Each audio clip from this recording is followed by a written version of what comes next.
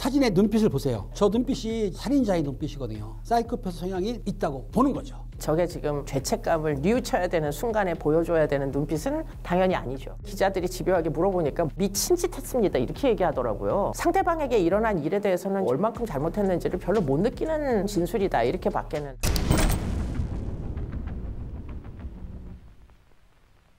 뉴스에서 들을 수 없었던 사건의 이면을 통해서 사건을 보는 새로운 시각을 전해드리는 이수정의 사건 수정. 저는 이수정입니다. 그렇습니다. 사건의 생생한 현장의 목소리를 전달할 김은배 팀장입니다. 여러분 반갑습니다. 그렇습니다. 전 국민을 놀라게 한 신당역 살인사건인데요. 9월 14일 날 밤 신당역에서 근무 중인 순찰 중인 여성 직원을 나이 31세의 전주환이라는 범인이 순찰하는 여성을 따라가서 흉기를 가지고 수회 찔렀습니다. 그걸로 인해서 피해자가 사망을 하고 범인 전주환은 현장에서 검거된 사건입니다. 전형적인 스토킹 살인 사건이다 이렇게 얘기할 수 있을 것 같고요. 아주 치밀하게 스토킹을 하는 와중에 흉기뿐만 아니라 제가 굉장히 눈여겨봤던 물건이 있는데 그거는 우리가 김치 담을 때 쓰는 비닐 캡까지 준비를 했더라고요. 캡이요? 네, 머리에다 뒤집어 쓰는 거. 이거는 뭐 영락 없이 계획을 한 거 아니냐 이렇게 볼 수밖에 없는 추가적인 그런 증거들이 계속 나오고 있는 것으로 보입니다. 그 교수님이 말씀하신 대로 전주환이가 머리에 쓰는 캡이 교수님은 김장 담글 때 쓴다고 하시는데 그거 샤워할 때 쓰는 거예요. 샤워를 안 하시는구나. 샤워 캡. 아, 샤워 캡이라고. 샤워 캡을 부르는데 뿐만 아니라 장갑도 준비했습니다. 왜? 짐은 안 남기려고. 그렇죠. 그럼 교수님 왜 샤워 캡을 왜 썼을까요? 그 범인이? 상상했겠죠. 어떤 상황일지를. 아마 출혈이 많으면 사방으로 튀잖아요. 예. 그런 것들 염두에 둔 게 아닌가 이런 생각. 당연히 김치 담으려고 쓰진 않았겠죠. 그렇죠. 김치를 담는 게 아니니까. 근데 그 범인이 샤워 캡을 쓴 것은 실제적으로 DNA라고 들어봤어요? 유전자 검사? 머리카락만 있으면 DNA가 추적이 그렇죠. 됩니다. 그러니까 네, 아마 네, 네. 지문도 안 남기지만 DNA 떨어뜨리면 안 된다. 네. 그렇기 때문에 샤워캡을 쓰고 장갑을 쓰고 흉기도 준비했잖아요. 경찰이 물어봤습니다. 조사할 때. 당신이 왜 흉기를 구입했냐 했더니 이 말도 안 되는 소리 했어요. 내가 극단적인 선택을 할 거라고 말한 적이 있습니다. 여러분, 극단적인 선택하는 분들이 흉기를 가지고 하는 사람은 드물어요. 그렇죠. 그렇죠? 네, 자기한테 네. 쉽지 않거든요. 그리고 방법이 너무 많아요. 예, 거짓말이고 또 그리고 아마 범행 전에 1,500만 원인가를 인출하려고 시도했었죠. 했었는데 네. 경찰이 물어봤습니다. 물어봤더니 부모님에게 드리려고 했다. 아니 그 미리 드리지. 범행 전에 그 말이 됩니까 그게? 돈을 인출해서 뭐에 쓰려고? 도피 자금을 쓰려고 했다는 거는 교수님 맞지 않습니까? 그리고 또 하나 저 노란 산바 보이시지 않습니까? 뒤집어 입을 수 있는 거거든요. 근데 왜 전주환이가 양면 잠바를 입고 갔느냐? 흉기로 살해하게 되면 피가 튑니다. 그럼 어떻게 해요? 옷을 뒤집어 입으면은 피가 보인다 안 보인다? 안 보여. 치밀한 계획된 범죄라고 저는 생각이 드는데 교수님 마찬가지죠? 네, 뭐 전 전적으로 동의하고요. 증거를 남기지 않기 위해서 그 샤워 캡을 썼던 걸 수도 있겠다 그 생각이 드네요. 네.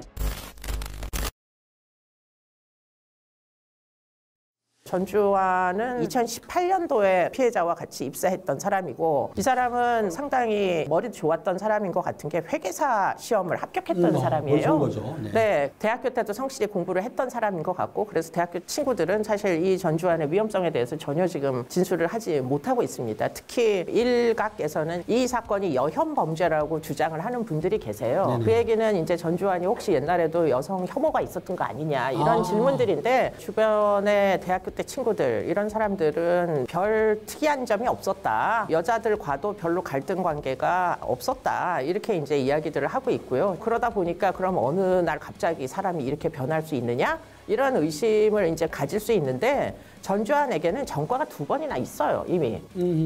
전과보다 더 확실한 객관적 어떤 사실은 없잖아요. 근데 그 전과가 뭐냐? 그 전에 택시 기사를 폭행한 폭력 전과 하나 하고요. 네네. 아마 합의가 안 됐던 것 같습니다. 기록이 남아 있는 거 보면. 그리고는 또 한 가지가 있는데 그게 음란물 유포죄로 처벌받았던 벌금형 처벌받았던 전력이 있어요. 네네. 음란물을 유포하는 사람들의 경우에는 그냥 단순 사용자들하고 좀 다르거든요. 그렇죠. 그 얘기는 무슨 얘기냐면 친구들 진술과는 달리 전주환은 여성에 대한 어떤 사고방식이 좀 왜곡이 있지 않느냐 이런 이제 생각들을 하게 되는데 그런 이유가 음란물의 여성들은 자기 표현을 안 하잖아요. 그렇죠. 이성을 대등한 어떤 의사결정을 할 수 있는 파트너로 생각하는 게 아니라 여성을 일종의 성적 대상으로 주로 보는 사람들은 여성이 거절하는 걸 잘 수용을 못합니다. 전주환이가 어느 정도의 침해를 했냐면은 실제적으로 2019년부터 피해자를 상대로 스토킹 범죄를 했습니다. 네네. 한 300회 정도의 문자를 보냈다고 네, 하는데 네. 2021년 10월 4일경에 경찰에 신고를 하니까 경찰이 그랬다는 거예요. 전주환이한테 문자를 보내지 마라. 그럼 처벌받는다. 했는데도 콧방구 낀 거예요. 네, 네. 까짓거 뭐 이런 식으로. 그러니까 정식으로 고소를 했습니다. 했는데 당시에 경찰에서는 긴급 체포를 했어요. 조사해보니까는 시간도 오래됐고 위험성이 크고 사람이 좀 앞으로 재범 우려가 있으니까 네, 영장을 검사한테 저희가 청구를 합니다. 검사가 보기에도 이 위험성이 크기 때문에 영장을 법원으로 신청을 했어요. 네, 네. 했더니 네. 전주환이가 주거가 일정해져. 직장을 다녔죠. 그러니까 도주료도 없고 증거인멸 우리가 없고 일반적인 사람이다 싶어서 기각을 했는데 지금은 이제 여러 말이 많지만 당시에는 판사님이 보기에 기각했기 때문에 이 범인이 실을 풀려나가지고 반성한 게 아니고 지속적으로 피해자 상대로 협박을 하고 문자를 보내고 스토킹을 계속 이어갔던 거죠. 아니 그러면 스토커 대상을 죽였을 때 자기가 처벌받을 건 당연하지 않습니까? 네. 그런데 스토커 하는 거하고 자기가 처벌받는 거하고 이게 불이익일 텐데 왜 그렇게 살해를 하는 거죠, 교수님? 합리적인 사람이 생각하면 스토킹으로만 처벌받으면 구형이 9년을 구형했대요, 검찰이. 근데 피해자를 죽이게 되면은 9년이 뭡니까? 90년을 살 수도 있는 거 아니에요? 무기징역이 나올 수도 있는 거 아니에요? 그렇죠. 그러니까 그런 종류의 이제 딜을 머릿속으로 아마 했겠죠. 내가 죽이고 검거돼서 처벌받느냐 아니면 죽이지 않고 9년형을 받느냐. 근데 문제는 스토킹을 너무 심하게 해가지고 편집증적인 사고에 몰려서 거의 정상적인 사고를 하지 않는 사람들 같은 경우에는 내가 어차피 교도소 갈 건데 너도 그래 너 이제 인생 망쳐놓고 내가 가겠다 이렇게 앙심을 품을 수가 있다는 거예요. 그렇기 때문에 이제 그런 것들이 정말 편집증적인 상습적인 스토커들의 사고 방식이라면 우리가 이렇게 무죄 추정의 원칙이나 이런 것들 느슨하게 적용해서는 안 된다. 더군다나 지금 핵심이 뭐냐, 피해자한테 계속 왜 쫓아갔느냐, 반의사 불벌죄가 있어서 그런 거예요. 결국 피해자가 고소를 한 사건이니까 고소를 취하하면 그렇죠. 본인에게 아무래도 좀 유리한 판결이 나올 거라고 생각하지 않았겠습니까? 결국은 성폭력 처벌법 위반 사항만 남게 되니까. 그러니까 이제 스토킹 처벌법에 있는 반의사 불벌죄 조항이 시사하는 바는 뭐냐, 결국에는 가해자가 피해자를 가서 협박해라. 그래서 고소를 취하시키게 만들어라. 라는 걸 지시하는 것과 진배가 없는 거예요. 반의사 불벌죄는. 일부에서는 반의사 불벌죄를 폐지하는 얘기잖아요. 네. 지금 법에 남아 있습니다. 네. 그러니까 피해를 당했을 때 피해자를 용서해주면은 그 검사가 기소를 못하니까 네. 지금 처벌 안 받는데 이게 지금 악용되고 있는 것이기 그렇죠. 때문에 전주환이가 따라다니는 이유가 너가 나한테 합의를 해주게 되면 스토킹 범죄는 처벌을 안 받잖아요. 받아도 되니까. 그걸 했던 것 같은데 피해자 입장에서는 너무나 징그럽기도 하고 너무 피해를 받기 때문에 합의를 사실은 안 해주고 처벌받게 하려고 했기 때문에 여기에 대한 복수심이 심해져가지고 이 전주환이가 그런 잔혹한 범죄를 한 건데요. 그래도 이 나쁜 놈들은 미안합니다. 나쁜 사람들은 하늘이 도와주질 않아요. 구속영장을 기각한 부분에 대해 가지고 지금 굉장히 문제 제기가 많다 보니까 네네. 법원에서도 아마 이 부분에 대해서 그야말로 불구속 수사만이 원칙이냐 하는 걸 놓고 굉장히 고민을 현재 하고 있는 것으로 보입니다. 네. 법원에서 나온 뉴스를 보면은 조건부 석방 제도를 앞으로는 고려하겠다. 이 얘기는 무슨 얘기냐면 이렇게 위험한 행위를 계속 지속적으로 한다면 조건을 붙이겠다. 이런 얘기로 들립니다. 그럼 기각할 때에 조건을 붙인다는 얘기인가요? 그렇습니다. 그렇기 때문에 이제 어떤 조건을 붙이느냐는 지금 현재로선 정확히는 모르겠는데요. 물론 뭐 법무부하고 대법원에서 뭐 법원 행정처나 고민을 하겠죠. 근데 만약에 그 부착되는 조건이 전자감시 같은 거라면 그렇다면 스토커가 피해자에게 접근하기는 일단 굉장히 어렵겠죠. 그렇죠. 지리적인 정보를 추적당하니까. 네네. 네. 근데 교수님 말한 대로 만약 기각한다 그러면 위험성이 있으니까 어떤 조건을 붙이겠다. 아직 그건 안 나왔지만 발목 팔찌라든 걸 그런 걸 채운다든지. 목에다가는 채우지 말자고요. 목에 채우지 말까요?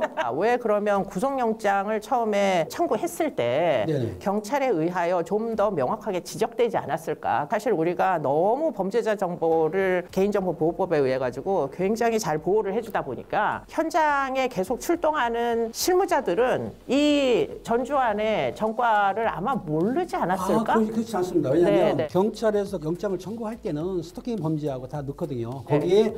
서류를 보낼 때 우리가 전과 관계가 있거든요. 전과 네, 기록이 네, 있는데 네. 두 가지입니다. 전과 네, 기록이. 네. 하나는 전과 기록이 있고 하나는 수사 자료표라고 해가지고 전과에 앉는 것도 올려주거든요. 네, 그러니까 네, 네. 판사 입장에서는 전과 기록도 볼 수가 있고 전과의 수사 자료 기록 청구 안 받은 것도 볼 수가 있어요. 아마 제 생각에 이제 판사 입장에서 볼 때는 그게 무슨 스토커 정도고 뭐 그때는 흉기 들고 그러진 않았으니까 심하지 않다고 해서 기각을 했는데 두 번째 1월 달에 고소를 또 했습니다. 네, 네. 그때는 경찰에서 아예 영장 청구를 안 했다고 들었어요. 왜 안 했느냐? 똑같은 범죄인데 또 올려봤자 기각될 거라 생각을 했고 여기서 여러분들이 오해하는 게 뭐냐면 경찰이 담당 형사가 영장을 청구할 때 임의를 하는 게 아닙니다. 본인이 파트너하고 상의를 하고 또 팀장한테 상의하고 과장한테 상의해서 제명이 중하고 중대하니까 영장을 치겠습니다. 허락을 받고 영장을 올리는데 영장이 기각이 될 경우에 네, 네. 조금 제가 수사를 못했다고 네. 핀잔을 받나요? 거기에 있습니다. 아. 영장 기각률을 보거든요. 네, 네, 영장을 네. 영장 올렸는데 기각률. 예, 그러니까 영장을 내가 10개 올렸는데 네, 10개가 네, 네. 구속되면 일 잘한 거야. 아. 5개가 기각됐어. 그럼 너는 뭐 했냐? 함부로 올리냐? 요거 왜? 인권을 보호를 덜 했다. 영장 왜 올리느냐? 아, 그래서 그러니까 기각률이 두 있습니다. 번째 영장 청구를 안 했던 것은 지금 팀장님이 말씀하신 그런 내부적 사정이 있습니다. 발목을 잡았다. 이렇게 구태 보는 게 영장을 칠 필요는 안 치는데 왜 네. 치느냐? 요렇기 때문에 그런 경우에 우리가 생각할 때는 구속시킬 만한 사유인데 네. 검사가 보는 시각이 또 틀려요. 거기서 깎여. 그리고 또 판사가 보는 시각이 깎여. 그런데 보통 검사가 올리게 되면은 거의 한 뭐 7, 80%는 구속을 시키는데 판사들 입장에서 볼 때는 우리가 시각이 틀리니까. 왜? 우리 현장에 보는 시각이고 판사분들은 서류만 본다. 물론 최근에는 시체집다 부르죠. 근데 판사 앞에서 불려가는 피의자가 순한 양이지. 판사한테 대드는 사람 내가 한 번도 못 봤어요. 두 번째 영장 청구를 안 안 했죠. 했던 이유 예. 굉장히 많은 분들이 궁금해 하셨을 텐데 그게 지금 팀장님의 말씀으로 영장 지금 기각이 있기 해명이 때문에 그걸 됐네요. 청구를 웬만하면 안 합니다. 근데 사실은 굉장히 위험한 방식으로 진행되고 있었는데 이거를 사실은 어디서도 제대로 파악을 못했다라는 게 커다란 구멍이다 이렇게 이제 느껴질 수밖에 없는 대목인 거죠. 내가 참 이해 안 가는 거는 교통공사에서 당시에 고소가 들어갔을 때 직위해제를 했다 그래요. 직위해제를 했으면은 내부망 접속을 못하게 돼요. 네. 저 같은 경우는 경찰을 은퇴한 뒤에 내 IP나 아이디가 죽었더라고요. 아, 죽여버립니다. 원래 못 그렇게 들어가게. 해야 되는 거죠. 그게 맞는 거예요. 네, 맞는 들어가면 안 거죠. 되죠. 그런데 전주환이 같은 경우에 그걸 안 죽여놨기 때문에 네. 자기가 추가 중이라고 하면서 그걸 검색했다면서요. 네, 검색했는데 다행히 피해자의 옛날 이사가 주소지. 주소가 아니고 전 주소였기 때문에 네. 그 주소에 사는지 알고 여러 번 가가지고 배한 이유는 뭐냐? 그 집에 혼자 있을 때 들어가서 살해하려고 완벽살인을 꿈꿨던 거죠. 근데 그게 안 됐기 때문에 할 수 없이 직장을 검색해서 직장이 나오는 기다렸다가 살인가기 때문에 전주환이는 누가 뭐래도 처음부터 피해자를 살해하려고 마음먹은 게 맞아요. 확신하죠. 네, 확실하고요. 제가 더 괘씸한 게 뭐냐면 이 사람이 선고일 바로 전날 이제 살해를 하는데 그렇죠. 네, 오후에 이제 피해자를 찾아 돌아다니고 결국 밤 9시에 사망에 이르게 하잖아요. 네네네. 근데 오전에 한 짓이 더 화가 나는 거예요. 오전에 한 짓이 결국에는 반성문, 2달어치 반성문을 법원에 제출을 합니다. 네네. 그러니까 사실은 본인은 재판받을 때 유리하게 판정을 해달라는 호소를 법원에다 할 줄 알면서 그 피해자는 결국 잔혹하게 살해할 계획을 이미 오전부터 세웠던 거잖아요. 그렇죠. 더군다나 더 말이 안 되는 거는 정신과를 밑도 끝도 없이 갑니다. 그래서 결국에는 이제 우울증 진단을 받는데 이러한 이제 오전에 했던 행적을 보면 스토킹 살해를 할 건데 나중에 재판을 받을 때 심신미약을 주장을 하려면 진단서가 미리 있어야 되잖아요. 맞죠. 네, 그러니까 사실은 진짜 치밀한 데다가 머리도 무지하게 좋은 사람이다. 결국 도주를 할 계획도 세웠으나 만약 도주가 실패할 때 무슨 일이 일어날지 재판에서 무엇까지 주장할지를 다 머리에 염두에 둔 거예요. 만약에 진짜 어떤 증상이 있었으면 그전에도 병력이 막 있었을 텐데 멀쩡하던 사람이 뭐 대학교 때 친구들 다 멀쩡했다고 다 얘기하고 있잖아요. 그런데 밑도 끝도 없이 살해하는 날 아침에 가서 정신과 진료를 받는 게 이게 정말 어떻게 보면은 범죄자들의 재판에 유리한 공식 이런 것들이 정말 너무 많이 사회적으로 공유되는 거 아니냐. 심신미약 이게 결국은 악용되고 있는 거 아니냐 이런 생각을 심지어 하게 됩니다. 사진의 눈빛을 보세요. 눈빛을 보면은 저 눈빛이 제가 보기에는 살인자의 눈빛이거든요. 우리가 볼 때는 먹이를 앞둔 눈빛, 맹수의 눈빛을 보기 때문에 아 마음속에서는 저 사람이 잔인하고 흉폭한 그 심정이 있구나라고 저는 딱 캐치가 돼요. 네, 그리고는 죄송합니다. 진정성 없게 여러 번 반복했지만 기자들이 집요하게 물어보니까 뭐라고 얘기했느냐. 미친 짓 했습니다. 이렇게 얘기하더라고요. 오, 그만했어요. 네, 그러니까 지금 알고 있네요. 그러니까 그 미친 짓 했다는 얘기는 피해자에게 정말 죄송한 사람이 할 얘기인지 아니면 그 당시에 내가 좀 과했다. 뭐 이 정도의 사고방식인지 아마 후자일 가능성이 굉장히 높아요. 그러니까 자기 행동에 대한 회한은 있는데 문제는 상대방에게 일어난 일에 대해서는 전혀 뭐 얼만큼 잘못했는지를 별로 못 느끼는 표정에다가 그런 진술이다 이렇게밖에는 안 느껴져서 뉘우침이 없구나 저는 그런 생각을 했어요. 저 얘기를 들으면서. 7명의 위원이 있어요. 거기에서 과반수가 넘으면 공개를 합니다. 공개를 하는 거는 증명사진을 가지고 공개를 하거든요. 근데 전두환의 증명사진을 보니까 그 얼굴을 보정한 거예요. 뽀샵이라고 보죠. 뽀시시샵을 했기 때문에 좌측 우측 똑같은 게 있습니까, 교수님? 다른 사람 같아요. 완전히 다른 사람. 이번에 남대문서에서는 아무튼 설득을 했는지 마스크를 안 씌웠어.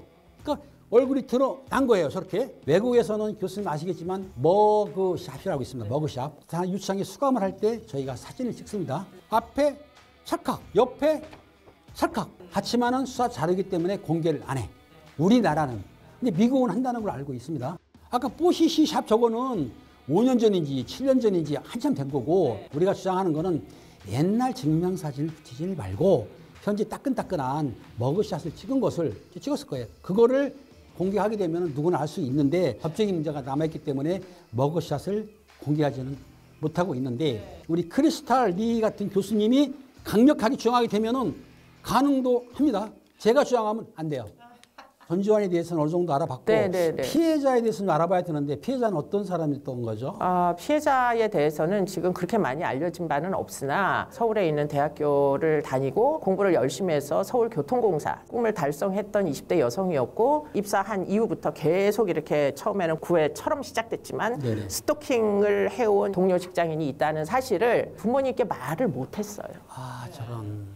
결국은 그런 호소조차 하지 못했던 굉장히 독립적인 젊은 여성이었던 것 같고 피해자 변호사를 선임해서 이제 소송에 대응을 하잖아요. 굉장히 이 고소의 의지가 분명했다. 그런데 이렇게 사법제도를 진짜 신뢰하면서 성실하게 살던 여성을 결국은 지키지 못한 건 사법제도의 잘못이죠. 그건 마지막 순간에 지켜주지 못한 제도나 국가에 대해서 너무 안타깝다. 이런 사건은 이번 사건으로 끝장을 내야 된다 이런 생각을 지금 하고 있어요. 현실적으로 보게 되면은 우리가 경찰에서 이제 그 접근금지 명령을 내리기도 하고 문자 같은 거 보내지 말라고 하거든요. 근데 그거를 본인들이 안 지킬 때는 방법이 없기 때문에 피의자들을 감시하는 체계가 인권 침해일 수도 있지만 인권 침해는 단계별로 적용해야 된다. 살인범한테는 살인범이 맞는 인권, 강도는 강도, 스토커는 스토커. 동일하게 적용한다는 것이 그게 공평하다고 보지는 않거든요. 네, 동일하지 않습니다. 네, 전적으로 동의합니다. 네. 지금 언급되는 제도들이 저는 이번 참에 꼭 입법이 돼서 법률 개정이 돼가지고 피해자의 어리석은 죽음을 이제 더 이상 보고 싶지 않아요. 대한민국이 싫어지지 않았으면 좋겠습니다. 만약 그런 스토킹 범죄를 당한 분이 계신다고 한다면 주저하지 마시고 생각 필요 없어요. 바로 신고를 해야 돼요. 경찰에서도 잘 안 해준다. 그러면 저한테 연락을 하세요. 제가 확실하게 상담해드리고 저한테도 안 된다.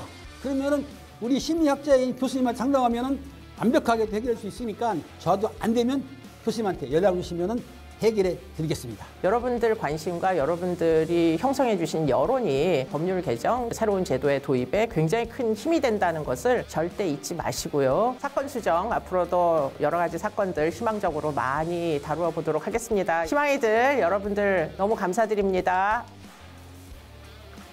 감사합니다.